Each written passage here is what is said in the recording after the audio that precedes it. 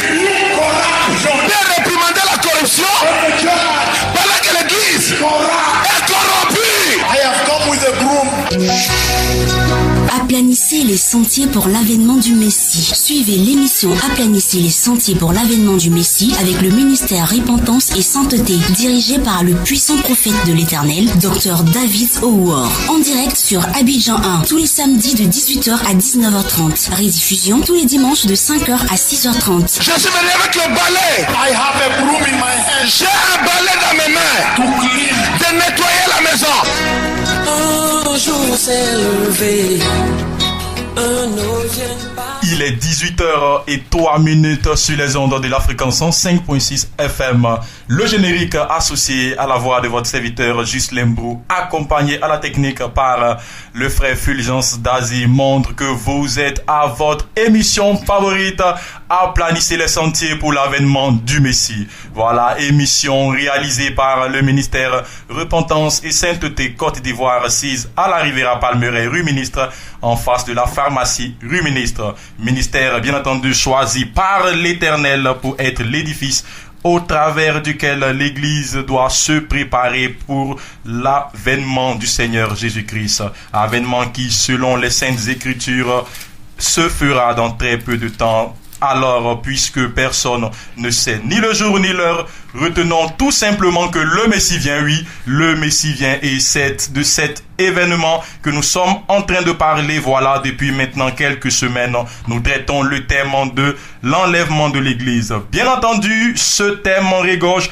de plusieurs enseignements que nous n'avons pas terminé d'égrener. Voilà, raison pour laquelle nous continuons avec ce thème. Soyons donc tous attentifs, bien concentrés, afin de saisir les enseignements qui ressortent de ce thème. Nous allons souffler quelques instants en musique et nous reviendrons ici dans ce studio. À tout de suite.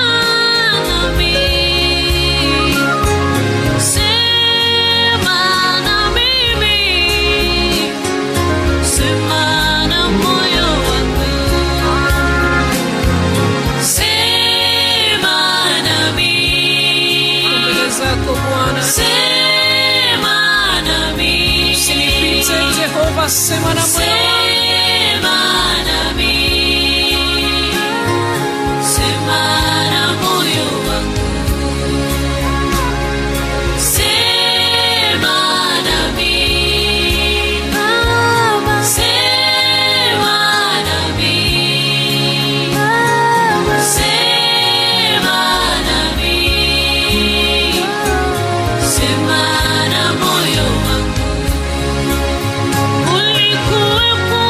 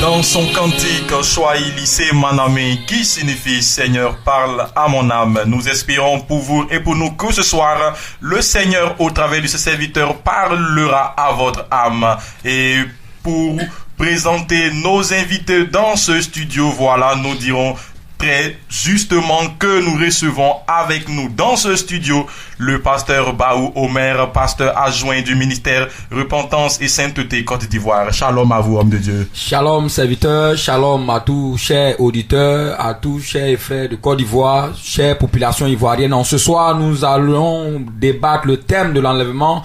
S'il vous plaît, veuillez prendre les stylos, les cahiers, prenez place pour écouter cette émission. Ça sera très très chaud dans cette studio ce soir. Je vous invite à participer, même à poser des questions, car nous allons voir l'événement qui détermine la fin de l'église dans cette humanité. Shalom.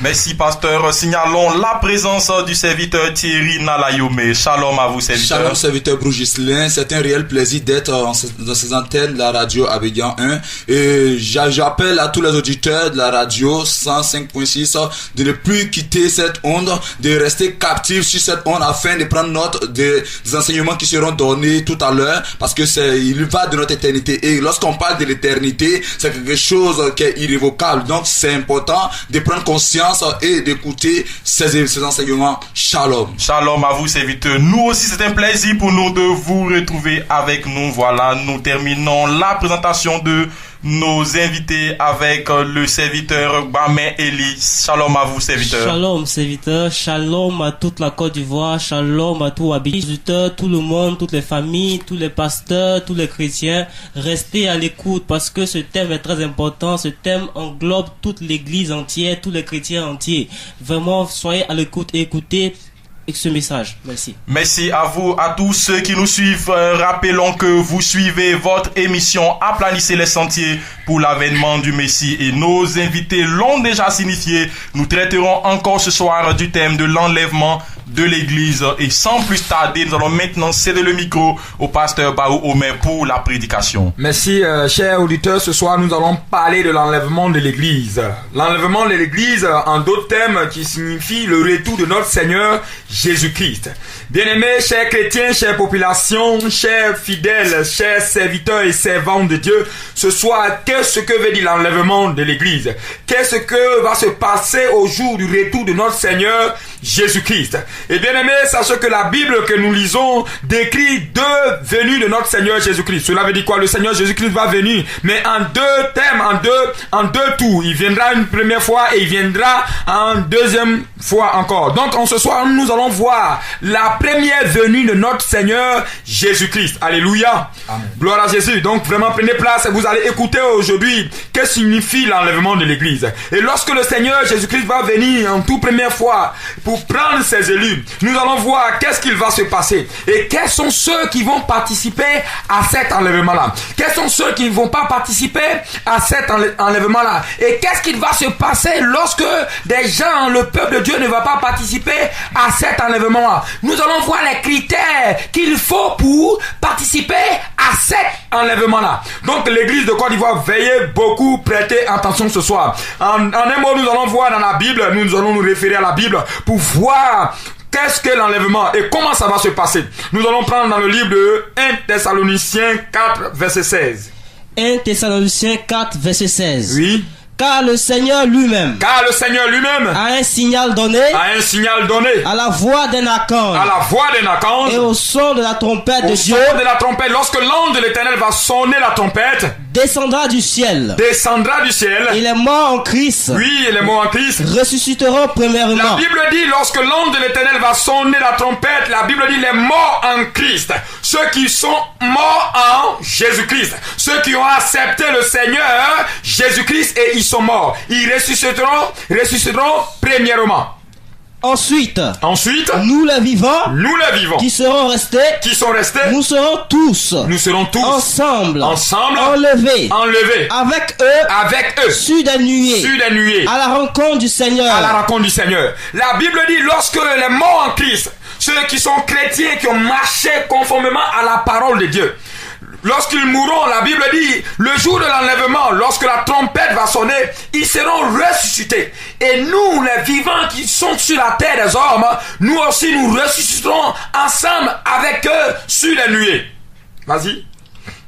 Dans les airs. Et ainsi, nous serons toujours avec le Seigneur. Bien-aimés, voici comment va se dérouler l'enlèvement de l'Église. Voici comment va se dérouler l'enlèvement du peuple de Dieu. La Bible dit, les morts en Christ vont être ressuscités et les vivants avec eux. Et en ce jour, nous serons dans les cieux avec le Seigneur. Et bien aimé, on va encore regarder dans la Bible comment le Seigneur parle de ce jour-là. Alléluia. Ce jour est très très capital. Ce jour est très très important pour l'Église. Chère population, cher peuple de Dieu, voilà pourquoi nous sommes chrétiens et chrétiennes. Parce que c'est ce jour-là qui nous attend. C'est ce jour-là qui va déterminer la fin de toutes choses. Alléluia. Nous allons voir dans le livre de 2 Pierre 3, verset 10. 2 Pierre 3, verset 10. Le jour du Seigneur. Toujours sur l'enlèvement de l'Église. Donc prêtez très bien attention, nous sommes toujours sur ce même jour. Comment ça va se passer? Le jour du Seigneur.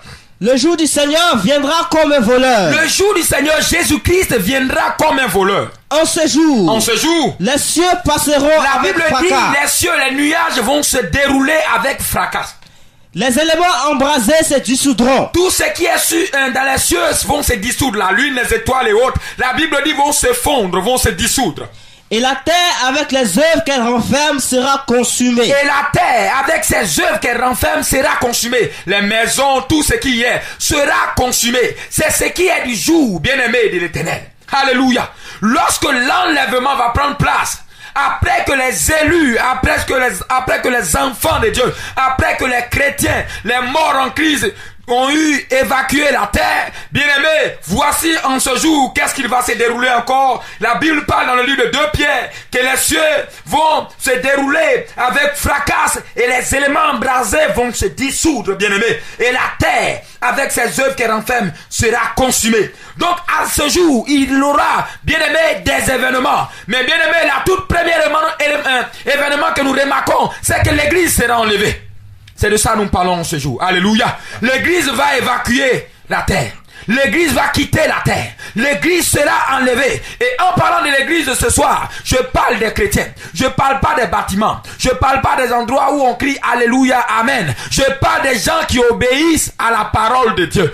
Je parle des gens qui marchent conformément à la parole de Dieu. Je parle des gens qui craignent l'Éternel. Je parle des gens qui sont en train de trembler pour le Seigneur. Je parle des gens qui marchent selon les instructions de Dieu.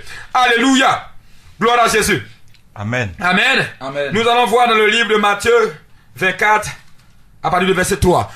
En ce passage, nous allons voir, parce que, bien-aimés, en ce jour, nous ne nous inquiétons pas de ce jour. Nous ne nous inquiétons pas de ce jour vraiment terrible, ce jour grand, ce jour qui va marquer la fin de toutes choses, bien-aimés. Mais, à cette période, lorsque le Seigneur Jésus-Christ était avec ses disciples, les disciples se sont inquiétés.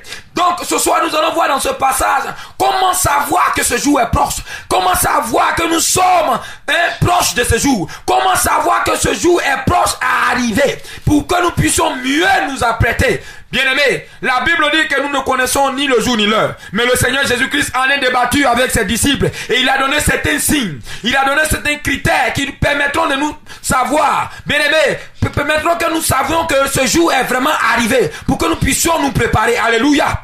Gloire à Jésus. Donc, peuple de Dieu, prête très bien attention. Nous allons voir dans le livre de Matthieu 24, Comment, lorsque les disciples ont posé la question en ce jour, ils ont dit, mais Seigneur, s'il vous plaît, vous parlez de ce jour, de ce jour où la terre sera détruite, de ce jour où l'enlèvement va prendre place, de ce jour où tu vas revenir. Mais Seigneur, comment nous allons savoir, comment pouvons-nous savoir que ce jour est arrivé? Alléluia. Les disciples étaient avec le Seigneur Jésus-Christ au mont des Oliviers. Et la Bible dit, ils venaient de sortir du temple.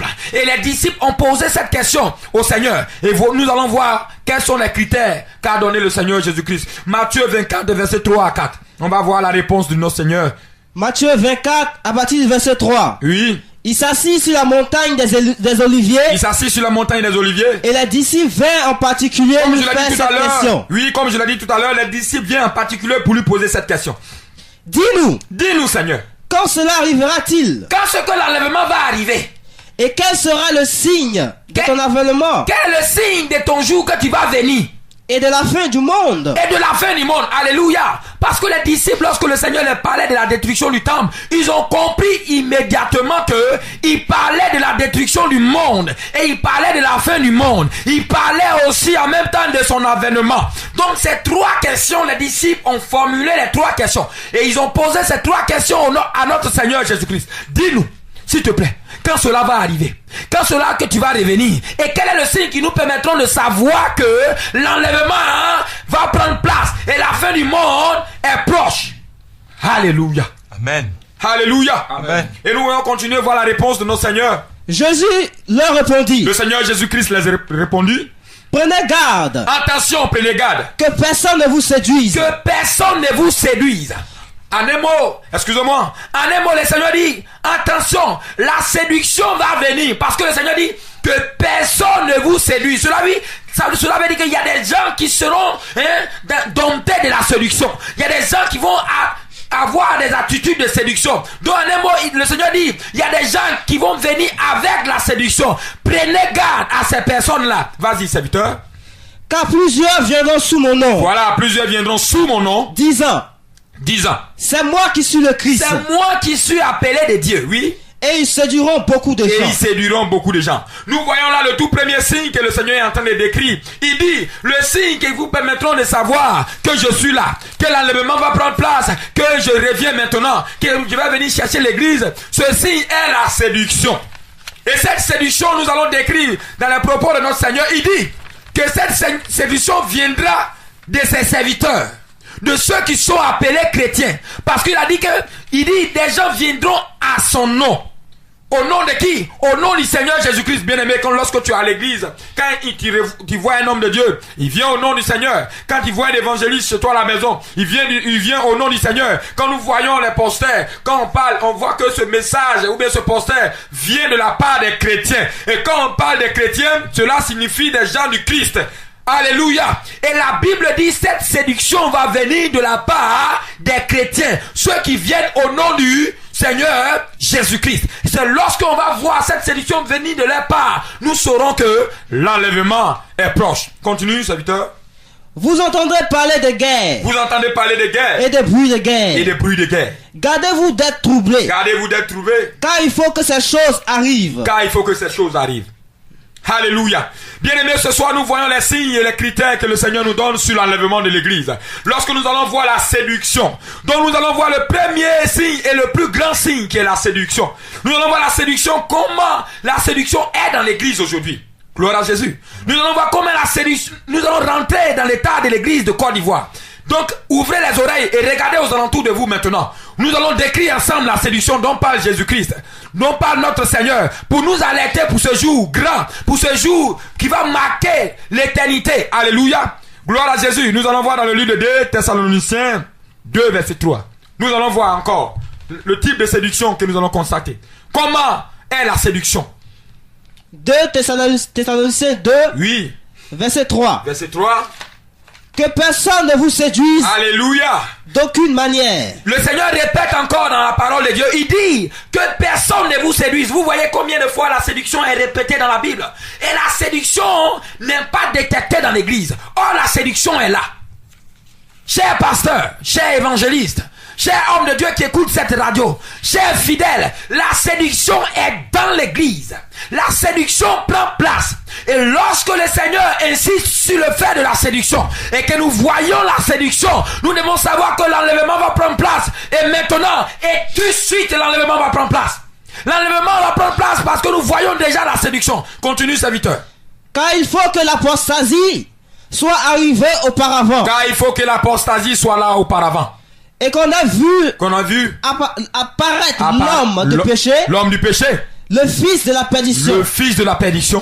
L'adversaire qui s'est levé au-dessus de tout ce qu'on appelle Dieu. Alléluia.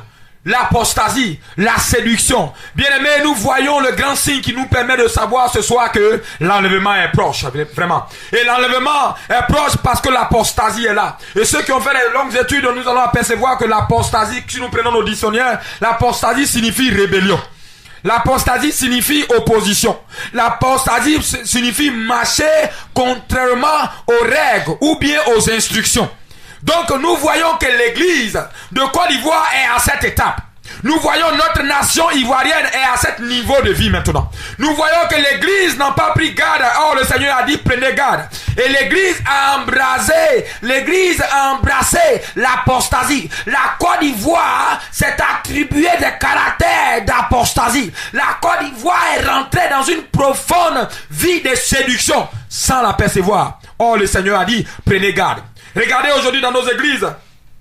Regardez aujourd'hui dans nos lieux de prière, ces lieux appelés temple et église. Bien aimé, quand tu vas dans l'église, on va commencer par les hommes de Dieu. Parce que la Bible dit cela va commencer par les hommes de Dieu. Tu vas voir un homme de Dieu, lorsqu'il t'interpelle, sois béni mon frère. Et comme quand il voit les gens habillés en costume, il va dire, je vois la gloire de Dieu sur ta vie. Tout cela, il va dire des paroles mensongères. Rien que pour te souscrire de l'argent. Et il va dire la gloire de Dieu sur ta vie. Tu seras béni. Tu seras prospère. Je vois que tu vas rentrer dans une année prophétique. Ton pharaon va libérer ta vie. Et vers la fin, pour savoir que c'est de la séduction, il va dire, mais pour posséder cette bénédiction, il faut donner une offrande de 20 000, de 50 000 ou de 100 000.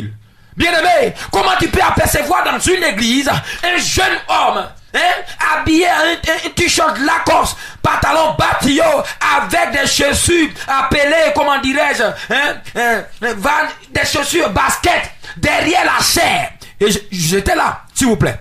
J'étais là, je vois ce jeune homme, il prend la parole devant des mamans, il dit s'il vous plaît ce matin.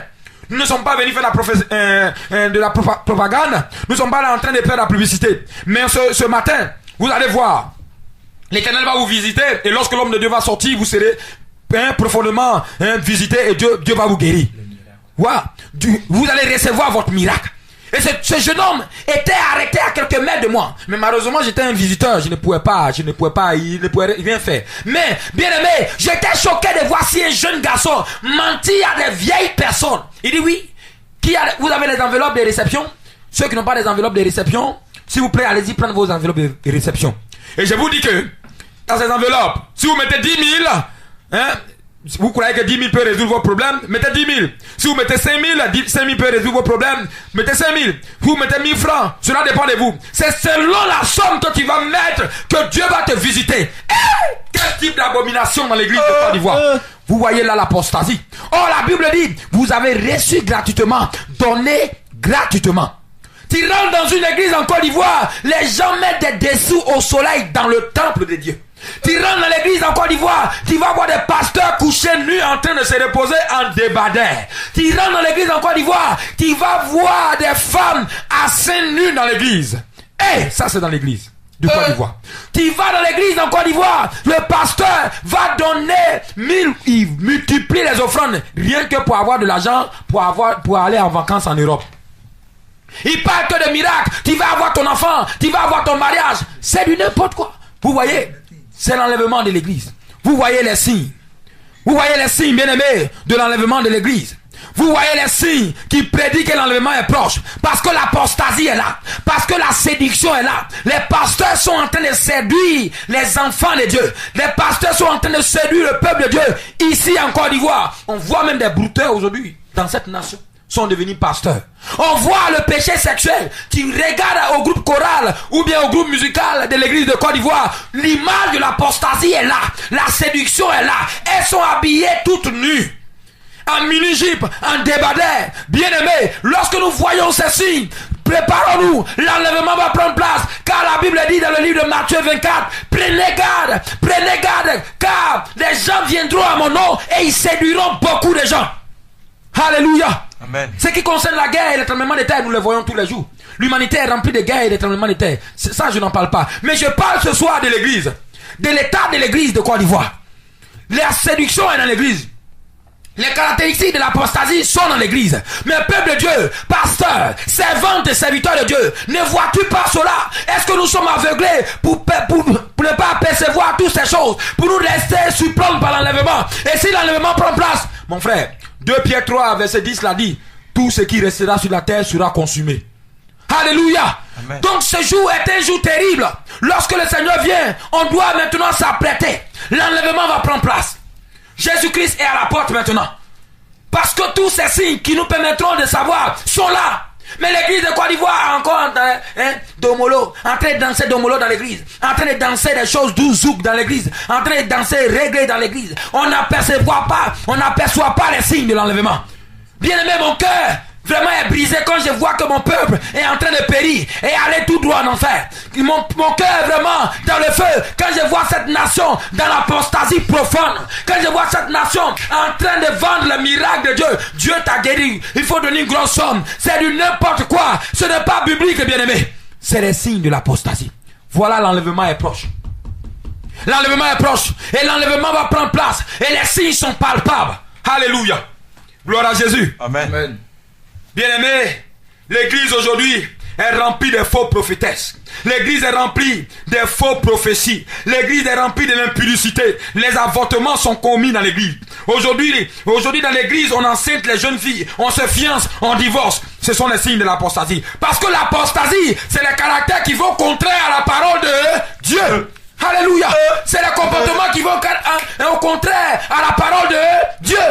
C'est les formes de vie qui vont contraire à la parole de Dieu. Gloire à Jésus. L'amour de l'argent est dans l'église ivoirienne aujourd'hui. Gloire à Jésus. Amen. Ce soir, bien-aimé, quand tu écoutes cela, apprête-toi, car l'enlèvement va prendre place. L'enlèvement va prendre place. Apprêtez-vous, peuple de Côte d'Ivoire. Voici les signes sont là. Nous allons prendre dans le livre de Matthieu 22 à partir de 1, verset 1 à 14. Matthieu 22 à partir du verset 1. Jésus prenant la parole, leur parla de nouveau en parabole. Bien aimé, nous allons écouter la parabole de notre Seigneur Jésus-Christ pour voir là où est l'église de Côte d'Ivoire maintenant. Parce que l'Éternel nous a avertis. L'église a été interpellée plusieurs fois. L'église a été interpellée, mais malheureusement, ma nation est dans la rébellion totale. Dans une vélocité de lumière, de péché, qu'on ne peut même pas comprendre ni comparer à celle de Sodome et Gomorrhe. Nous sommes terribles, la Côte d'Ivoire. C'est bien aimé. Écoutez ce message ce soir et prenons conscience de l'état de notre vie Côte d'Ivoire, de l'état de la vie de l'église. Oui, vas-y, serviteur.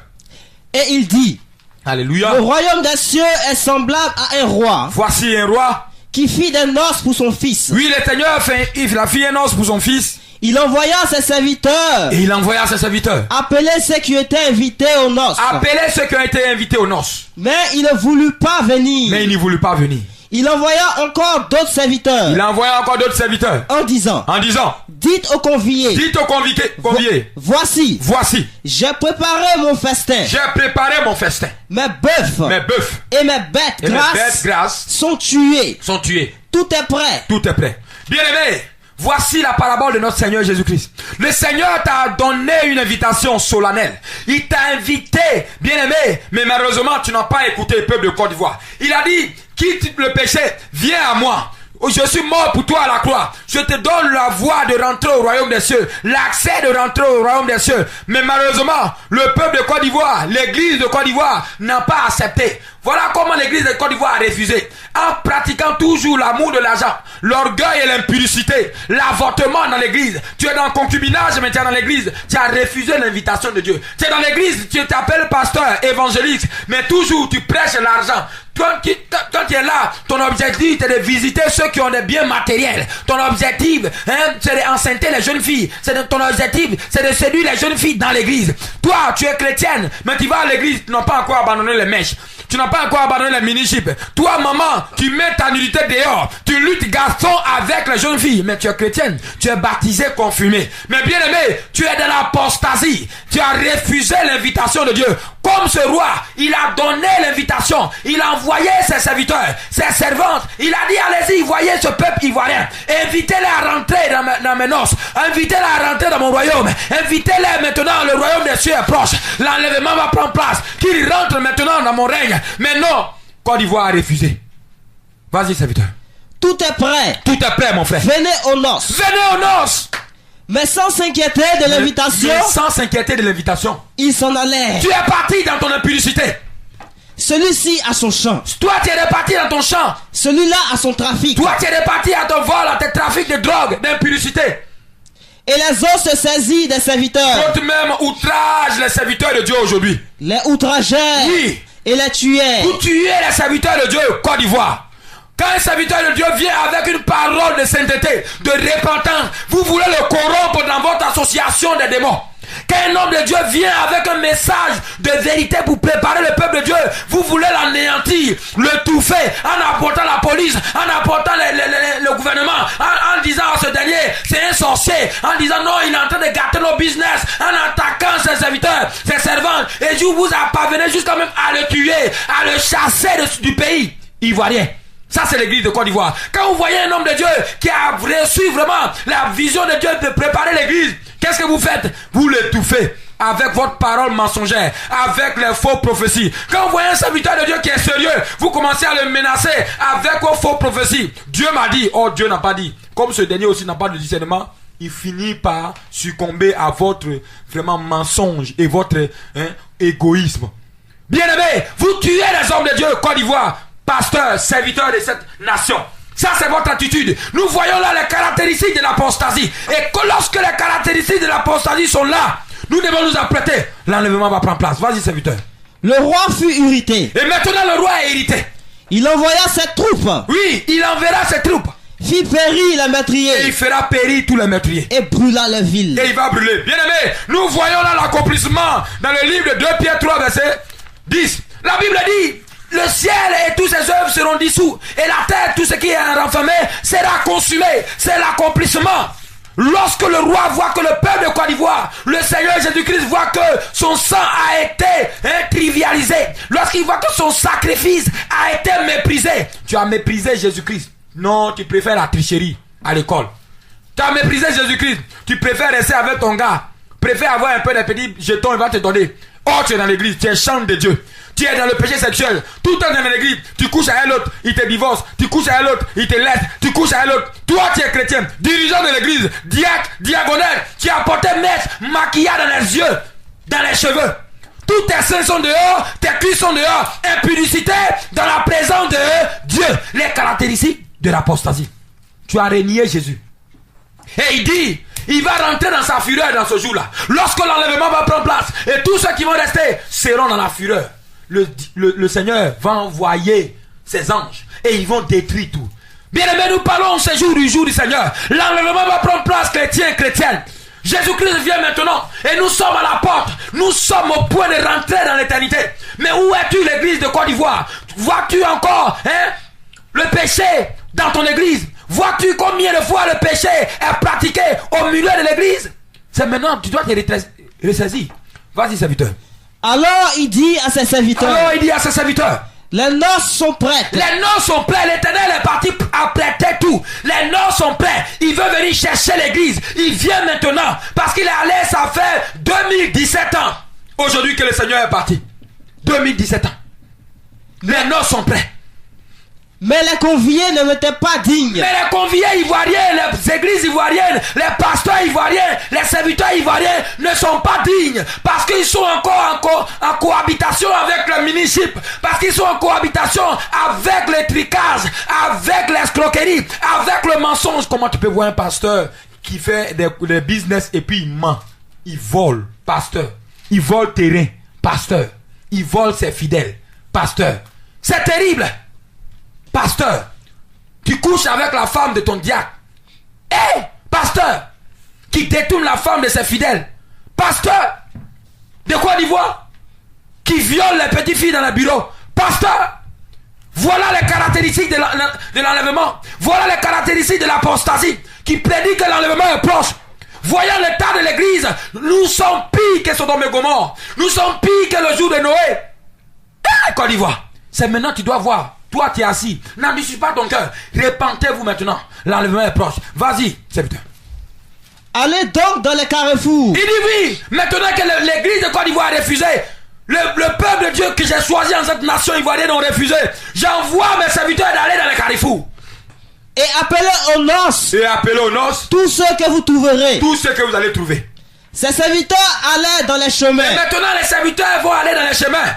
Rassemblez tous ceux qui trouvaient. Ils vont prendre les soulards. Oui, vas-y. Méchants. Les méchants. Et bons. Les bons. Et la salle de noces. Et la salle de noces fut pleine de convives. Alléluia. Bien-aimé, le Seigneur veut te dire ce soir, avec ton impudicité, tu ne peux pas rentrer dans son règne. Mais il va évangéliser les soulards. Il va évangéliser les drogués. Il va évangéliser ce que tu appelles les prostituées. Et que tout le temps tu les vois en bordure de rue qui se prostituent. Eux, quand ils vont comprendre cette parole, ils vont comprendre la venue du Seigneur Jésus-Christ. Ils vont se repentir. Et toi qui es tout dans l'église, mais tu ne veux pas abandonner ton orgueil, la colère, la jalousie, tu vas perdre ton éternité. Et le soulard que tu te moquais toujours, tu vas le voir. Tu seras étonné de le voir dans le règne de ton Dieu. Toi qui es pasteur, évangéliste, tu prêches toujours dans le quartier. Donnez votre vie à Jésus. Mais toi-même, ta vie n'est pas encore donnée à Jésus. Tu as une petite copine que tu entretiens encore l'impudicité avec elle. Pasteur, tu te souviens encore des jeunes filles, ton ancien feu, ta ancien camarade, copine, pasteur. Et tu entretiens des relations en testo. Ça va, bébé? Tu es marié même. Tu appelles d'autres personnes bébé. Tu sais que je t'aime toujours. Pasteur! Tu seras étonné que tu étais pasteur et qu'il est soulard. Le soulard que tu dépasses toujours en bordure de ta route, que tu penses qu'il boit belé, il va rentrer. Parce que lorsqu'il va comprendre ceci, lui va se convertir réellement. Mais toi, tu te moques de Dieu. Dis-toi que, laisse-moi te dire, tu ne te moques pas de Dieu. Personne ne peut se moquer de Dieu. Ce soir, c'est maintenant prendre conscience maintenant. Car c'est à toi, peuple de Côte d'Ivoire, que l'Éternel adresse ses propos ce soir. Église de Côte d'Ivoire, c'est à toi que l'Éternel adresse ses mots. Répands-toi et change de vie maintenant. Vas-y, serviteur. Le roi entra. Le roi entra. Pour voir ce qui était à table. Pour voir ce qui était à table. Et il aperçut là. Et il aperçut là. Un homme. Un homme. Qui n'était pas revêtu d'un habit de noces. Qui n'était pas revêtu d'un habit de noces. Bien-aimé, voici ton état. L'église de Côte d'Ivoire est dans l'église. Mais l'église est dans le péché. L'église est dans l'impudicité. Voilà que tu es dans l'église, mais tu n'as pas porté les vêtements qui vont te faire permettre de participer à l'enlèvement. Les vêtements qui vont te faire permettre d'hériter le royaume des cieux. Cela veut dire que ta vie est corrompue. Ta vie est souillée. Et tu es à l'église, mais tu es encore dans le monde. Et c'est une histoire qui est arrivée déjà dans la Bible. Lorsque nous voyons le peuple israélien, Moïse était dépêché pour aller les sauver de ténèbres pour les envoyer à la lumière. Moïse était dépêché par l'Éternel pour les enlever de l'esclavage, pour les conduire à la terre promise. C'est comme ça, peuple de Côte d'Ivoire. Peuple de Côte d'Ivoire, Jésus-Christ, notre Dieu est venu nous faire connaître sa parole et sa délivrance qu'il a opérée à la croix de Golgotha. Mais nous méprisons cette délivrance aujourd'hui. Nous méprisons la parole de Dieu. Et c'était comme ça dans le désert. Quand nous prenons le livre d'Exode 3, tu vas voir en cela que les gens israéliens murmuraient. Ils s'opposaient à la parole de Dieu. Ils s'opposaient aux instructions de Moïse. Ils s'opposaient à la vie que le Moïse voulait qu'il s'adaptait. Ils se disaient non, j'ai encore, moi-même quand j'étais en Égypte, j'avais des copines. Ici même là, c'est toutes les mêmes personnes que je vois toujours dans le désert. Je ne peux pas voir de nouvelles personnes pour les draguer. C'est comme ça que tu vis aujourd'hui dans l'église. Tu es dans l'église, mais ton idée est encore dans le monde. Tu cherches copain dans l'église. Tu cherches copine dans l'église. Tu cherches un partenaire dans l'église. Pasteur, serviteur. C'est la même chose comme l'Israël a vécu. Bien-aimé, mais laisse-moi te dire, étant en Israël, le peuple israélien, bien-aimé, était dans le désert. Il y a eu 2 Israël dans le désert. Le premier Israël dont je parle en ce moment était Israël désobéissant. Était Israël rebelle. Était Israël terrible dans le mensonge, dans la colère, dans la jalousie, dans le commérage, dans l'impudicité, dans les révoltes. L'Israël, premier que je parle, était révolté en adorant les veaux d'or, comme tu le fais en ce moment. Tu adores l'argent. Pasteur, serviteur de Dieu. L'église de Côte d'Ivoire est dédiée au veau d'or. On met le veau d'or lorsque le moment des offrandes, c'est là que tu vois les Ivoiriens danser. Loué, loué, loué, loué, loué, loué. C'est ton caractère. Lorsqu'on parle des offrandes, tu es attiré par l'argent. C'était comme ça le peuple d'Israël dans le désert.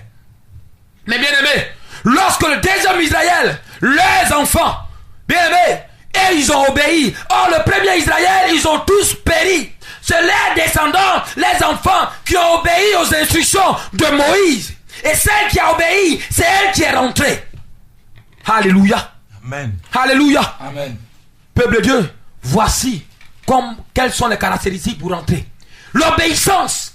C'est l'obéissance qui a conduit Israël dans la terre promise. Mais toi aujourd'hui, nous voyons là, dans cette histoire, on va continuer. La désobéissance de l'église ivoirienne. Tu es dans l'église, mais tu as encore des vêtements souillés. Tu es dans l'église, mais tu n'es pas en train de rentrer au royaume des cieux. Tu n'es pas en train de te préparer pour rentrer. Tu es dans l'église, mais ton cœur est encore derrière. Tu es encore attaché à tes affaires d'impudicité. Tu es encore avec les copains dans les boissons, dans les boîtes de nuit. Tu es dans l'église, pasteur, mais tu portes encore des bouts d'oreilles. Tu portes encore des bagues magiques. Ton affaire de maraboutage ne finit pas. Pasteur, parce que tu veux la gloire. C'était comme ça dans le désert, bien-aimé. Mais toutes ces personnes ont péri.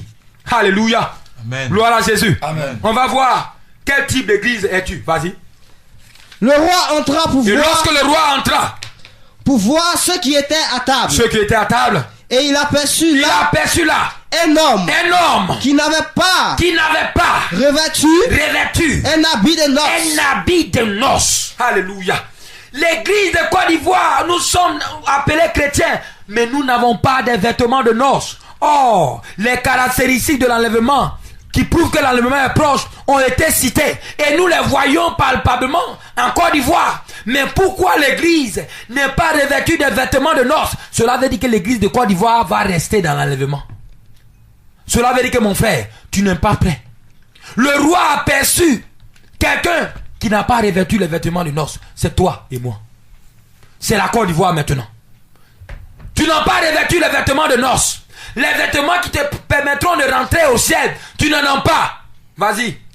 Il lui dit, mon ami, comment es-tu entré sans avoir un habit de noces? Cet homme eut la bouche fermée. Alléluia. Bien-aimé, c'était l'ami de Dieu. Tu étais l'ami de Jésus. Mais tu es dans l'église, voici que l'enlèvement va prendre place. Et si tu ne participes pas, le Seigneur va dire, mon ami, tu étais tout à l'église. Loué, tu étais là. Délivrance, tu étais là. Prédication, tu étais là. Évangélisation, tu étais là. Parce que tu étais tout le temps avec Jésus, mais tu n'avais pas les critères pour entrer au ciel. Le Seigneur m'a dit, mon ami, je te voyais tout le temps à l'église au dimanche, mardi, tu étais là. Mais, il dit quoi? Comme il n'a pas les habits de noces, qu'est-ce qui va lui arriver? Cet homme eut la bouche fermée. Il a eu la bouche fermée.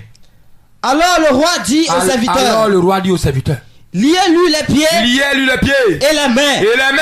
Et jetez-le. Dans les ténèbres du dehors. Où il aura des pleurs. Là où il aura des pleurs. Et des grincements de dents. Alléluia. Peuple de Côte d'Ivoire, c'est à toi maintenant d'examiner ta vie. Église de Côte d'Ivoire, voici ce dernier qui est comme toi, bien-aimé, qui est dans l'église mais qui n'a pas les critères pour entrer au ciel. Or, l'enlèvement est proche. Qui n'a pas les vêtements qui lui permettront de rentrer. Or, ce jour-là est proche. Bien-aimé, voyez combien en ce jour.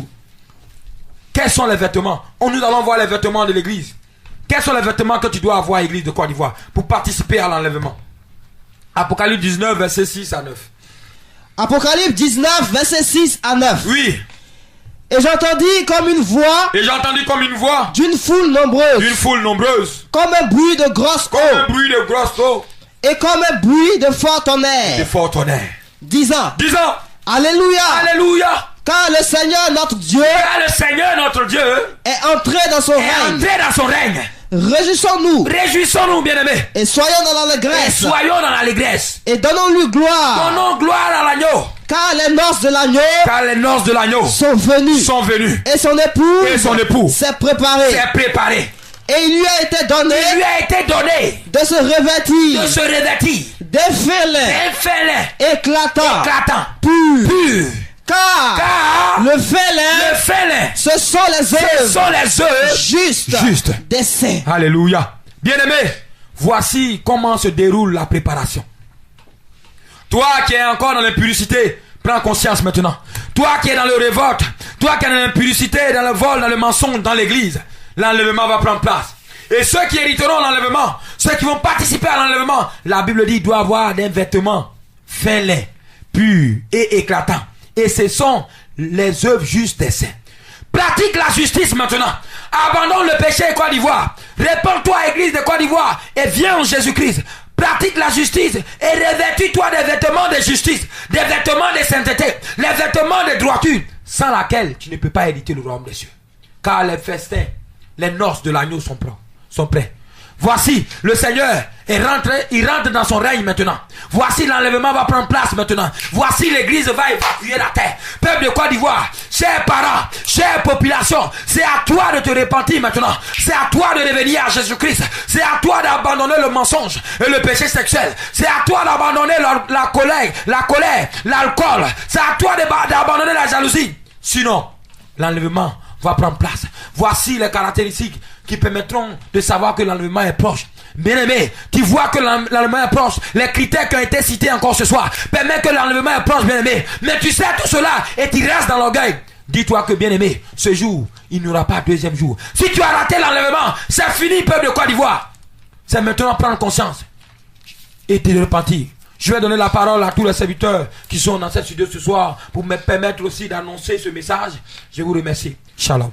Merci au pasteur. C'était le temps de la prédication conduite par le pasteur Baou Omer. Nous ouvrons maintenant la ligne téléphonique d'où nous sommes joignables au 77 30 50 71. Je reprends 77 30 50 71 ou au 22 41 42 72 21 40 22 41 42 72 pour poser des questions et vos préoccupations. Voilà, maintenant nous ouvrons les échanges dans ce studio. Nous nous tournons vers le serviteur Thierry. Serviteur Thierry Nanayome, dites-nous, le pasteur dans son intervention a parlé de la séduction dans l'église comme signe qui est indicateur de ce que l'enlèvement va prendre place. Voilà, dites-nous comment l'église aujourd'hui peut percevoir la séduction dans son sein pendant qu'elle est encore sur la terre pour pouvoir se repentir et revenir de ses voies. Bien aimé,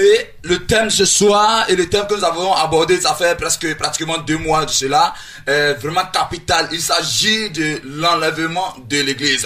Et lorsqu'on parle de l'église, on parle de toutes ces personnes qui ont accepté Jésus-Christ, qui se dit chrétien.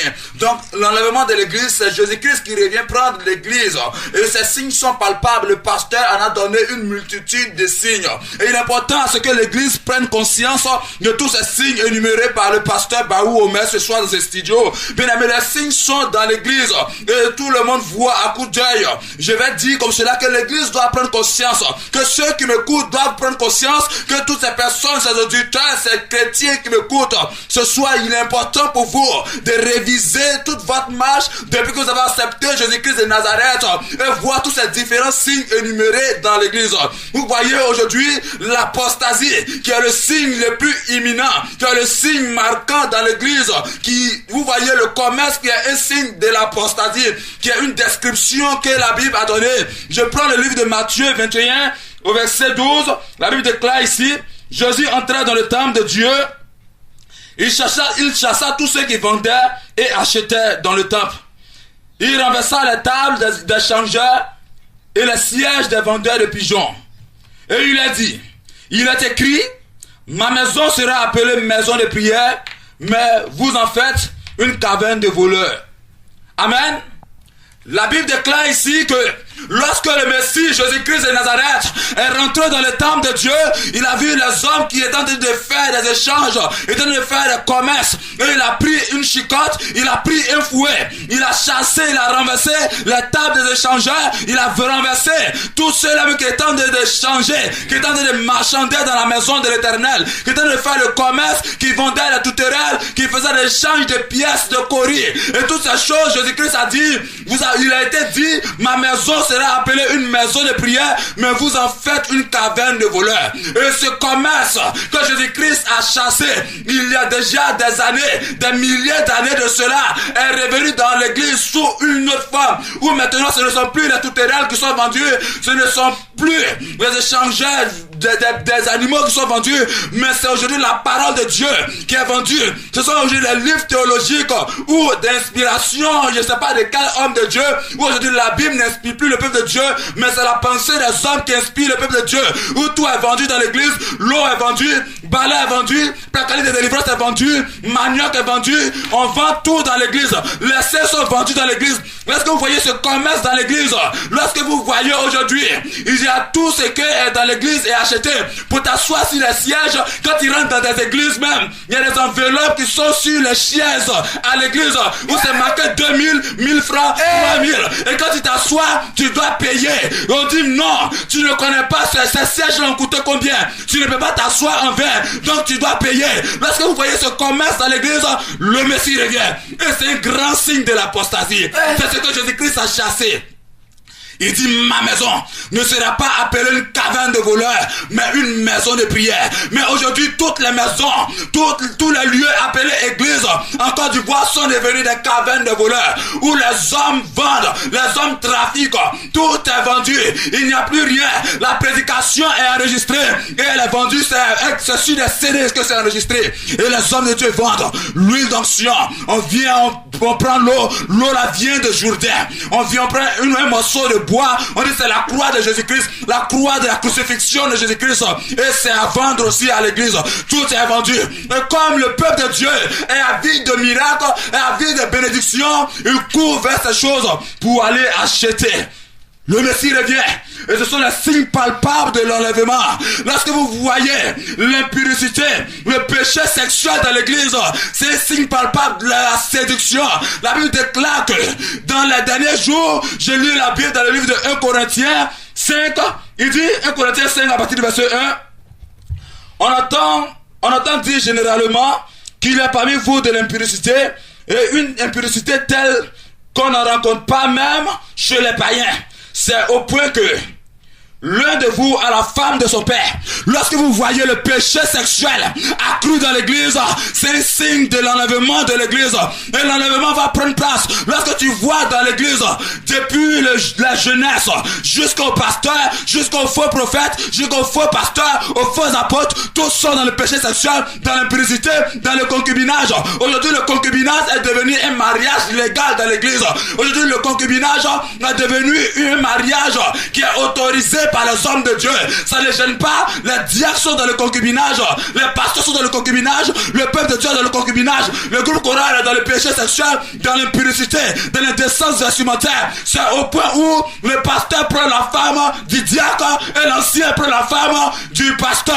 Vous voyez cela? C'est l'impudicité dont l'apôtre Paul dit. On entend parmi vous dire qu'il y a de l'impudicité. Et même chez les païens, il n'y a pas ces choses. Même chez les païens, le péché sexuel n'est pas élevé à un si grand niveau. Les avortements dans l'église, l'indécence vestimentaire, toute la nudité aujourd'hui, l'église est en train de compétir. C'est une compétition, c'est une rivalité l'église fait avec le monde. L'église ne prend pas conscience qu'elle appartient à Jésus-Christ, qu'elle est séparée, qu'elle est mise à part pour rentrer au ciel, qu'elle n'est pas de la terre, mais l'église est en train de s'éterniser sur cette terre, en train de vivre dans le péché sexuel. Mais, laissez-moi dire une chose. Lorsque vous voyez toutes ces choses dans l'église, l'impudicité grandit à un niveau exponentiel dans l'église, c'est que le Messie revient, c'est que Jésus-Christ revient, et ce sont les grands signes de l'enlèvement. Le Messie revient prendre une église, mais pas une église impudique, mais pas un pasteur impudique, mais pas un peuple impudique, mais pas ceux-là même qui se livrent à l'immoralité sexuelle, ceux-là même, aujourd'hui dans les églises, tellement que le péché sexuel est normal, est légalisé. C'est au point où les hommes de Dieu, pour faire la délivrance, la fille qui doit être délivrée doit se mettre nue. Où le pasteur, il lave la fille. Il dit c'est la délivrance. Donc déshabille-toi, je vais te laver. C'est une forme de délivrance. Je suis choqué lorsque je vois cela. Ça, c'est le péché sexuel. C'est l'impurité au haut niveau. C'est l'immoralité sexuelle au haut niveau. Même chez les marabouts, ce n'est pas comme ça se fait. Mais dans l'église, on voit ces signes. L'enlèvement de l'église va prendre place. Et l'église doit prendre conscience. L'église doit prendre conscience que le Messie revient. Et que le Messie revient. L'impurité doit sortir de l'église. Le péché sexuel doit sortir de l'église. Aujourd'hui, quand tu rentres dans l'église, le portable des fidèles, des pasteurs, de tout le monde, le peuple de Dieu est rempli d'impurité. Est rempli de messages d'impurité. Le langage est rempli d'impurité. Il n'y a pas de distinction même. L'église est impudique. Pour reconnaître une chrétienne en Côte d'Ivoire ici, tu es obligé de lui poser la question, mon frère, es-tu chrétien? Avant qu'il te réponde. Parce que quand tu regardes maman pasteur même, qui est un pudique à haut niveau, maman pasteur qui est indécent dans l'église, quand tu regardes au groupe choral l'impudicité, c'est un choc. Et le Messie revient. Le Messie revient pour un peuple distingué, pour un peuple qui s'est séparé, pour un peuple qui marche dans la justice, qui marche dans la droiture. Un peuple qui s'est séparé de l'impurité. Un peuple qui ne se conforme pas à l'impurité, qui ne se conforme pas à l'immoralité sexuelle. Un peuple qui ne se conforme pas à l'impurité pratique, à l'immoralité, à toutes sortes de convoitises sexuelles. Non, ce n'est pas un tel peuple qui va rentrer dans l'enlèvement de l'église. Non. Et voyons, l'enlèvement de l'église est imminent. Et ce n'est pas seulement que ça signe qu'on va se limiter, mais nous allons aller voir lorsque l'évangile de prospérité, lorsque l'évangile de fausseté prend son siège, un siège qui est l'église, c'est que le Messie revient. Ça, ce sont des signes palpables. Mais aujourd'hui, toute l'église, tout ce qui est dans l'église, tout ce qui est caractère dans l'église, tout ce qui est département dans l'église, tout ce qui est activité dans l'église n'est que prospérité. Tu vas voir si le grand pasteur veiller des miracles, veiller des percées financières, veiller des miracles de gloire 1, de gloire, tu vas passer de gloire 1 à gloire 2. Il y a la percée, il y a serviteur. Nous avons vu aujourd'hui une affiche. J'ai vu sur cette affiche, je me rappelle très bien, qui parlait de abondance, qui parlait de surabondance divine. Vous voyez un peu un programme où il y aura la surabondance, où le moyen, où lorsque tu seras à ce programme, il y aura une surabondance. Ton économie va augmenter, ton capital, ton chiffre d'affaires va augmenter. Ça veut dire si tu étais à 1 million, tu vas te retourner soit à 2 millions, à 3 millions. Il suffit d'être dans ce programme. Aujourd'hui, tout le programme de Dieu, c'est la percée financière, c'est l'évangile de fausseté. Mais lorsque tu vois aujourd'hui tous les pancartes, où tu vois toutes les prédications sont la prospérité, l'amour d'argent, viens prendre ton miracle, viens prendre ton visa, viens prendre ta percée financière, tu vas avoir la promotion de ton emploi. Bien aimé, ce sont les signes palpables de l'enlèvement. Ce sont les signes palpables que le Messie revient. Et on va lire le livre de Jérémie chapitre 7, à partir du verset 13. Jérémie chapitre 6, le verset 13. Il dit, car depuis le plus petit jusqu'au plus grand, tous sont avides de gain. L'Éternel Dieu, du haut de son trône, il regarde depuis le plus petit dans l'église jusqu'au plus grand. Depuis le plus petit des fidèles, jusqu'au soi-disant prophète, jusqu'au soi-disant pasteur, jusqu'au bishop, jusqu'à l'ancien, tous sont avides de gain. Tous ont un motif de cupidité. Tous font l'œuvre de l'Éternel pour cause d'argent. Tous travaillent pour la vente. Tous sont esclaves de la vente. Tous prêchent l'évangile pour la vente. Tous prêchent pour l'estomac. Comment est-ce que je vais remplir mon frigo, mon réfrigérateur? Comment est-ce que ma famille va manger? Alors, il faut maintenant introduire plusieurs quêtes, plusieurs offrandes dans l'église. Il faut multiplier les offrandes. Tous sont avides de gains dans l'église. Et c'est le caractère, c'est l'attitude des hommes de Dieu, c'est l'attitude même des fidèles. Et les fidèles aiment beaucoup vraiment lorsqu'on multiplie ces offrandes, pensant qu'elles vont recevoir aussi en donnant toujours à ces hommes de Dieu. Il dit, depuis le prophète jusqu'au sacrificateur, tous usent de tromperie. Hey! En Côte d'Ivoire ici, dans toutes les églises, depuis le prophète, depuis le faux prophète, jusqu'au sacrificateur, jusqu'au pasteur, il dit tous usent de tromperie, tous prophétisent avec falsité, tous prophétisent les villas, tous prophétisent les miracles, tous prophétisent les voyages pour aller en France, mais jamais de cela, mais jamais la prophétie là ne s'accomplisse dans la vie. Tous mentent. Viens s'aimer, l'Éternel va te délivrer. Viens s'aimer, l'Éternel va te faire pousser à un niveau. Viens s'aimer, tu vas recevoir ta percée financière, ta promotion dans ton emploi. Viens s'aimer, tu vas avoir ton visa. Aujourd'hui, les prophètes maintenant prophétisent pour les footballeurs. Viens s'aimer, tu vas avoir ton visa pour aller jouer ton match de football en Europe. Mais tout cela, ces prophéties n'aboutissent à rien. Quand le prophète de l'Éternel parle, c'est pour séparer le peuple. C'est pour dire le Messie revient. Ce ne sont pas des prophéties d'estomac. Ce ne sont pas des prophéties de matériel. Ce ne sont pas des prophéties, bien aimés, des choses matérielles. Il dit, affectionnez-vous des choses d'en haut. Ne vous affectionnez pas à celles qui sont en bas. Mais pourquoi aujourd'hui, toutes les prophéties, toutes les prédications sont affectionnées aux choses de la terre. Alléluia. Amen. Amen. L'enlèvement de l'église va prendre place. Amen. Et l'église va prendre conscience pour sortir du commerce. Le commerce dans l'église, l'évangile de prospérité. Parce que tous ces signes montrent que le Messie revient. Amen. Shalom, serviteur. Amen. Vraiment, je vais ajouter à ce que le serviteur vient de dire pour l'état de l'église de Côte d'Ivoire, les serviteurs. Nous allons voir encore dans la Bible comment le Seigneur vraiment voit ces serviteurs qui seront désobéissants et quel sera leur sort. Matthieu, on va toujours dans le livre de Matthieu 24 à partir du verset 25. Quels sont les conseils que l'Éternel nous donne sur l'avènement, sur son retour? Quelles sont vraiment l'inquiétude de notre Seigneur? Qu'est-ce qu'il veut qu'on pratique? Voilà. On va voir Matthieu 24 à partir du verset 42. Matthieu 24 à partir du verset 42. Prenez vos Bibles étant là-bas, on va suivre ensemble. Matthieu 24, verset 42. Oui.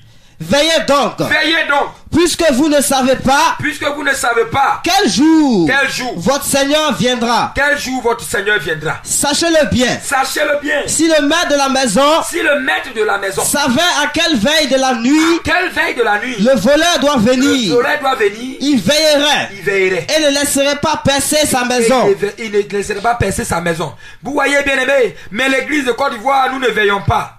Nous ne veillons pas à notre état de vie, à notre conduite. Et nous allons laisser percer notre maison par le voleur. Nous allons laisser l'enlèvement nous surprendre en question. C'est ce que ça veut dire. Donc on continue, serviteur. Verset 44. Au verset 44. Oui. C'est pourquoi. C'est pourquoi. Vous aussi, chrétiens. Tenez-vous prêts. Peuple de Côte d'Ivoire, tenez-vous prêts. Car le Fils de l'homme. Viendra à l'heure. Où vous n'y pensez pas. Où tu ne t'attends pas. Quel est donc le serviteur fidèle? Dis maintenant, lorsque tu es un serviteur, quel est le serviteur fidèle? Et prudent. Que son maître a établi sur ses gens. Que son maître a établi sur ses gens. Pour donner la nourriture au temps convenable. Pour donner la nourriture. Voici, tu dois donner la nourriture au temps convenable. Même toi là, la parole de Dieu qui sert de nourriture, tu la vends. On dit de donner la nourriture au temps convenable. On n'a pas dit de vendre la nourriture au temps convenable. Vous vendez la parole de Dieu. Vous voyez, vous vendez les miracles de Dieu. Vous vendez ce que l'Éternel opère. Vous voyez, le peuple de Côte d'Ivoire, c'est une abomination. Parce que tu ne veilles pas. Tu vas te laisser surprendre par l'enlèvement. Continue, serviteur. Heureux ce serviteur. Mais heureux c'est lui qui est le serviteur. Que son maître. À son arrivée. Trouvera. Oui. Faisant ainsi. Est-ce que le maître va te trouver ainsi? Oui. Je vous le dis en vérité. Il dit en vérité. Il établira sur tous ses biens. Il va t'établir au royaume des cieux. Mais si c'est un méchant serviteur. Mais si tu es un méchant serviteur comme celle des serviteurs de Côte d'Ivoire. Qui disent en eux-mêmes. Oui, ceux qui disent en eux-mêmes. Mon maître tarde à venir. Non, l'enlèvement même. Qui vous a dit que ça va prendre place? Et s'ils se mettent à battre ses compagnons. Commence maintenant à truquer, à voler les veuves et les orphelins dans l'église. S'il mange et boit, tu commences à aller dans le maquis et boire, te saouler la gueule. Et tu dis non, la boisson, c'est du mensonge. Tu dis non, c'est bon pour le corps. Non, il va me relasser un peu. Un peuple de Côte d'Ivoire, servante, serviteur, appelé. Fils même de Dieu, tu t'appelles enfant de Dieu. Tu te relasses dans les bois de nuit. Tu es accompagné dans les maquis, dans l'impudicité. Non, c'est mon gars qui sait peut-être que en pratiquant le péché sexuel, je vais l'évangéliser.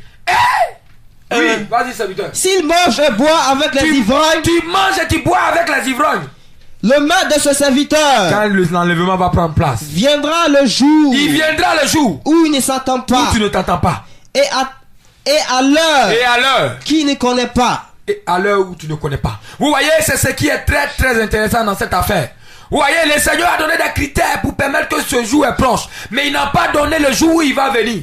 Mais les caractéristiques que nous voyons, qui sont l'apostasie et la séduction que nous avons vues en ce soir, te permet que ce jour est proche. Et te permet de t'approcher plus de Dieu. Mais toi, au contraire, tu es en train de te séduire toi-même en pratiquant l'ivrognerie, le mensonge. Mais la Bible dit, ce jour va te surprendre. Vas-y, serviteur.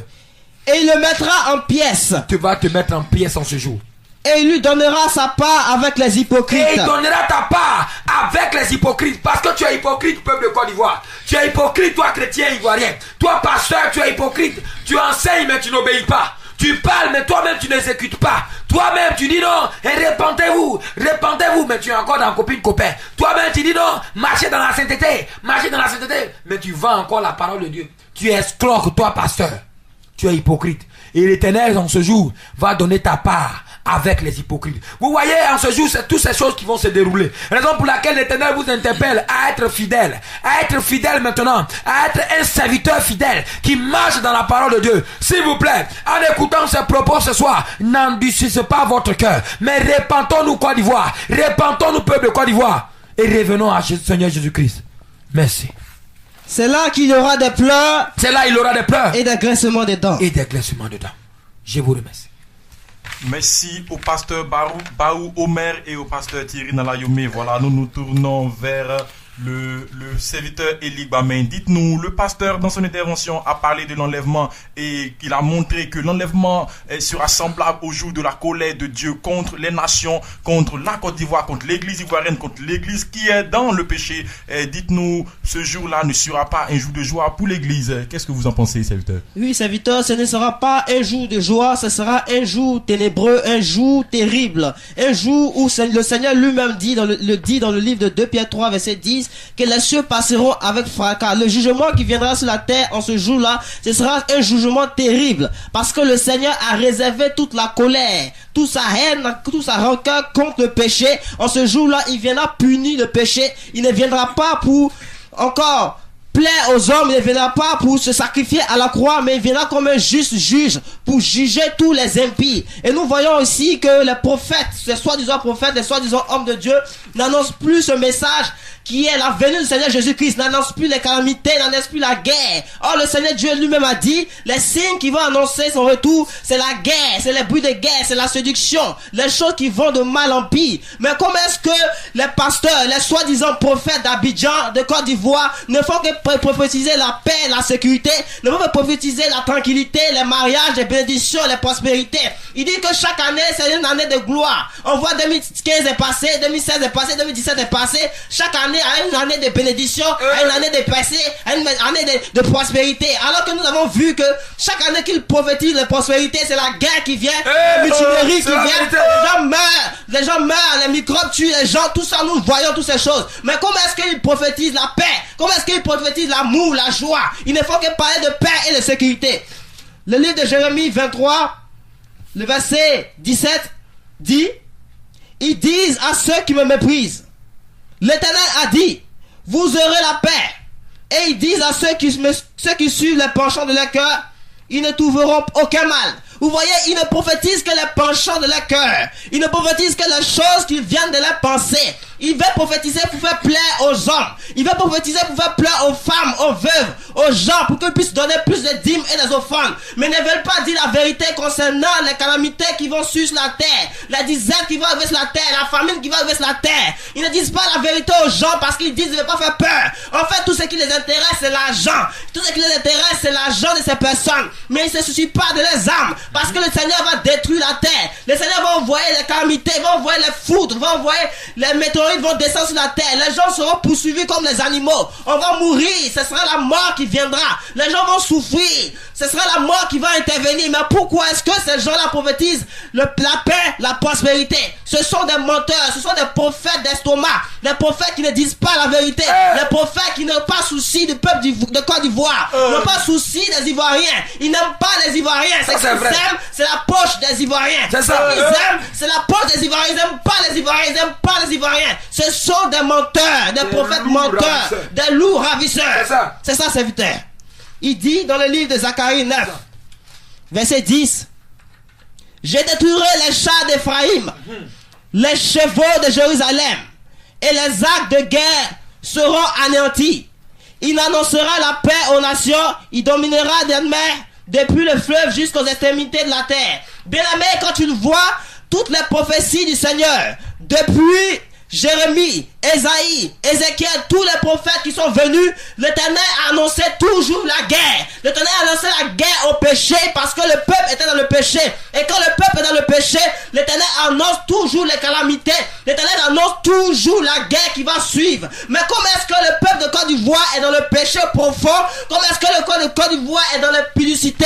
Comment est-ce que le peuple de Côte d'Ivoire est dans l'amour du monde, l'amour du football, l'amour des choses de la terre? Et nous annonçons la paix. L'Éternel annonce la guerre. L'Éternel annonce les calamités.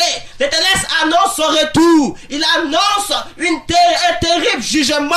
C'est ce qu'il faut annoncer. Quand on voit le péché, c'est ce qui doit être annoncé. Quand on voit le péché, ce n'est pas la paix qui doit être annoncée. Quand on voit le péché, ce n'est pas l'amour qui doit être annoncé. Quand on voit le péché, ce n'est pas la sécurité qui doit être annoncée. Parce que ce que nous devons savoir, après la mort vient le jugement. Et si tu meurs dans le péché, tu vas en enfer. Et l'enfer, c'est toute une éternité. Qu'est-ce que tu penses si on annonce la paix et que ton âme se retrouve en enfer? Qu'est-ce que tu aurais pu faire maintenant que tu étais sur cette terre à recevoir les messages qui te plaisent? C'est que tu aimes entendre les doctrines des démons. Peuple de Dieu de Côte d'Ivoire, les prophètes, les évangélistes doivent changer de message. Quand on parle du retour du Seigneur, on doit annoncer les calamités, on doit annoncer la guerre, on doit annoncer la famine. C'est ce que le Seigneur a annoncé. Et le Seigneur vient, nous voyons le tremblement de terre. Nous avons vu la guerre. Le peuple le monde arabe est servi par la guerre. La Côte d'Ivoire même est dans la famine. La Côte d'Ivoire est dans les problèmes terribles. Nous voyons le peuple africain dans la souffrance terrible. Même les Européens ne sont pas en paix. On voit les attentats, toutes ces choses. Et comment est-ce que nous annonçons la paix? On doit annoncer la repentance. Amen. Amen. Et si j'aimerais revenir à votre question, la question était comme ça que qu'est-ce qu'il va... Est-ce que ce jour-là sera un jour de joie pour l'Église? Voilà, ça sera un jour de joie pour les chrétiens. Amen. Amen. Donc pour celui qui vit selon les critères de Dieu, qui ont réservé les vêtements, qui ont porté les félins purs et éclatants, ça sera un jour de joie pour eux.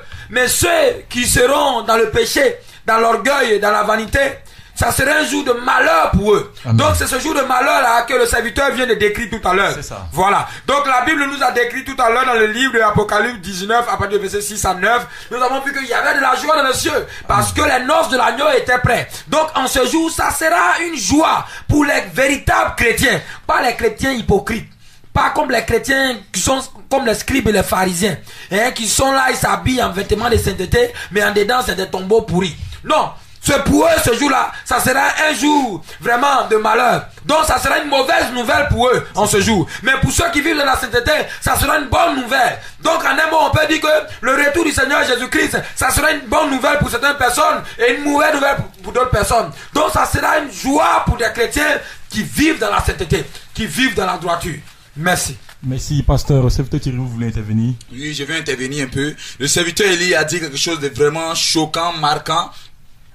Il a dit quelque chose de vraiment marquant parce qu'il a dit comme cela que aujourd'hui quand tu entends la prédication c'est paix et sécurité. Les prophéties sont paix et sécurité. Il ne vous assure, il ne vous arrivera aucun mal. L'Éternel ne vous frappera pas. L'Éternel vous aime. L'Éternel est miséricordieux. L'Éternel, vous êtes sous la grâce de l'Éternel. Donc tout est permis. Mais c'est avec fausseté. En réalité les hommes de Dieu, les faux prophètes, les pasteurs, tous ceux qui se disent hommes de Dieu cherchent l'approbation des hommes, cherchent l'approbation des financiers, des bailleurs de fonds dans l'église, cherchent l'approbation de tous ceux qui donnent les grosses dîmes, les grosses offrandes. C'est pourquoi aujourd'hui, ils n'annoncent pas la vérité, ils n'ont pas la langue puissante, la langue forte pour prononcer la justice de Dieu, pour prononcer le jugement de Dieu, pour prononcer la sainteté de Dieu. Donc c'est une séduction. Voici ce que l'apôtre Paul dit dans le livre de Galates 1 verset 10. Il dit: et maintenant, est-ce la faveur des hommes que je désire ou celle de Dieu? Est-ce que je cherche à plaire aux hommes? Si je cherche le plaisir encore aux hommes, je ne serai pas serviteur de Christ. Mais aujourd'hui, les hommes de Dieu cherchent la faveur des hommes, cherchent à être appréciés, bien vus des hommes, cherchent à plaire aux hommes, à ce qu'on dise: oui, celui-là il prêche la bénédiction, celui-là il est comme ceci, celui-là quand il prêche son message, non c'est bon, non il ne dit pas des paroles vraiment bizarres, mais en réalité ces paroles que l'église traite de bizarre sont la vérité de Dieu, sont la vérité de Dieu pour que le peuple de Dieu se détourne de sa mauvaise voie, sont la droiture, sont les jugements de l'Éternel pour son peuple.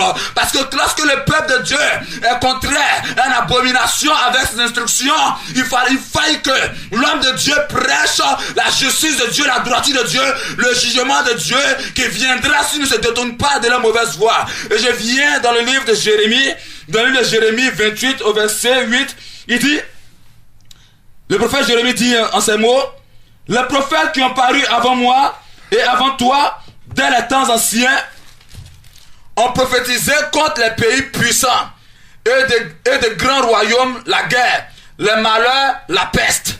Mais si un prophète prophétise la paix, c'est par l'accomplissement de ce qu'il prophétise qu'il sera reconnu comme véritablement envoyé par l'Éternel. Alors qu'un prophète véritablement envoyé de l'Éternel, depuis Genèse à Apocalypse, c'est la guerre. Comme Jonas a été envoyé à Ninive, comme Jérémie a été envoyé aux Israélites, et bien aimé, c'est pour prononcer la guerre et non la paix, pour que le peuple de Dieu se détourne de sa mauvaise voie. Mais aujourd'hui, c'est paix et sécurité qui est annoncée. Voici que l'enlèvement va prendre place lorsque l'évangile est transformé et changé. Shalom. Merci au serviteur Thierry. Nous allons souffler un instant, voilà, avec le générique et nous reviendrons dans ce studio.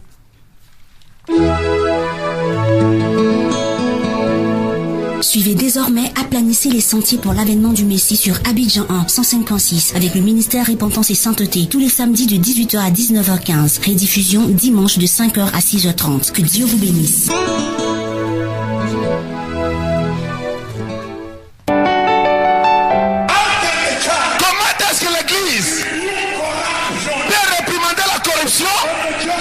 Pendant que l'église est corrompue. I have come with a broom.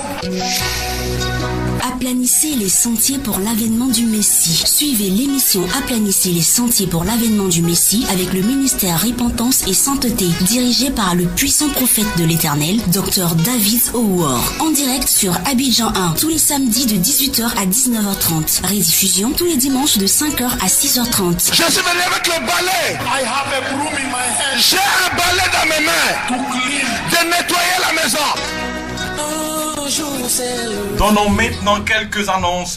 Le ministère de Repentance et Sainteté Côte d'Ivoire est 6 à la Riviera Palmeraie, rue Ministre, en face de la pharmacie rue Ministre. Vous pouvez joindre son secrétariat au 77 50 au 77 30 50 71 au 57 74 10 98. Voilà, le bishop Dr Augusto Makengo est aussi joignable au 77 30 50 71. Le ministère Repentance et Sainteté Côte d'Ivoire dispose de cellules de prière qui se tiennent chaque mercredi à 19h. Nous avons la cellule de l'université Félix Houphouët-Boigny, dont le responsable est joignable au 47 32 83 13, le 47 32 83 13. Nous avons la cellule du complexe à la Riviera Palmeraie, dont le responsable est joignable au 08 98 89 86, 08 98 89 86. La cellule d'Aquedo Atier à la Riviera Faya, dont le responsable est joignable au 47 54 25 38, le 47 54 25 38. La cellule d'Adjamé Cité Fermont dont le responsable est joignable au 07 84 35 50, le 07 84 35 50. La cellule de l'université Nangui Abrougua d'Abobo Adjamé, dont le responsable est joignable au 58 33 17 21, le 58 33 17 21. La cellule de Benjerville, dont le responsable est joignable au 49 60 26 52, 49 60 26 52. La cellule de Yopougonkouté, dont le responsable est joignable au 47 82 41 07, 47 82 41 07. Signalons que les cellules de Benjerville et de Yopougonkouté se tiennent exceptionnellement les samedis à 19h. Voilà, nous ouvrons votre mot de fin. Shalom. Reconnais seulement ton iniquité, peuple de Côte d'Ivoire. Reviens à l'Éternel, abandonne tes pratiques abominables et marche conformément à la parole de Dieu dans toute justice, droiture, sainteté, car l'enlèvement va prendre place maintenant. Shalom.